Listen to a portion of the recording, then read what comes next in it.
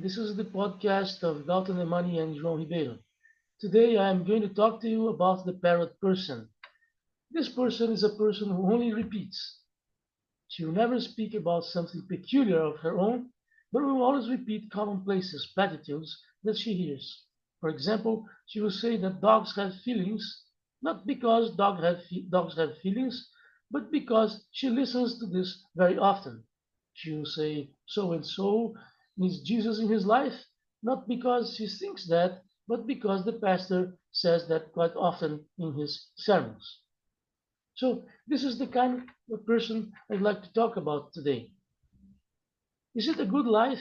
Is this a person who has pleasure in her life?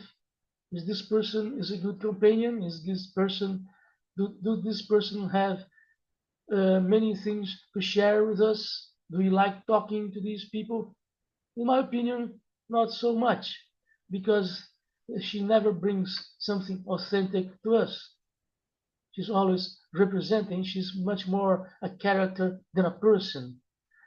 So there are these kind of people. So here in my house, here there's a dweller here who is quite this. She is always saying platitudes, all the time platitudes, and she is never ashamed. She always speaks loud. She always speaks in a not in a shy way all the time. It seems that in the past, this person she went to a kind of sorcery ritual in which she asked the deity for never being ashamed again in her life. And the deity did the service. However, she paid a price for that. The price is she will never be authentic. She will never talk about subtleties. So this is not a Greek tragedy because it's not so sad, but it's a small tragedy. This is a person who will only speak platitudes and commonplaces and will never express herself in a truthful manner. And in this way, this person will never have satisfactory relationships. This person will be just an outspoken person, just a talkative person, someone who is not ashamed, someone who's always talking and engaging with everybody, but all the friendships are shallow, all the dialogues are unfruitful. So this is this kind of person, the parrot person. This is a term of mine, the parrot person.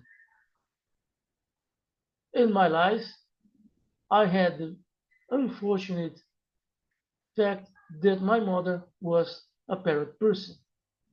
So it seems like this that she went through a sorcery ritual in which she asked the deity, I never want to be ashamed of anything again in my life for some reason. And then she paid the price. She will never be authentic either. So this is something to ponder, to think about. What is more valuable in this life? To learn how to repeat, to learn how to just conform yourself to the basic values of your society, or to try to seek an individuality, try to find their own path, try to be authentic? That's the question, isn't it? And I would go further. I would say that the most authentic quest of every human being is to be together with God. God is the ultimate goal of life.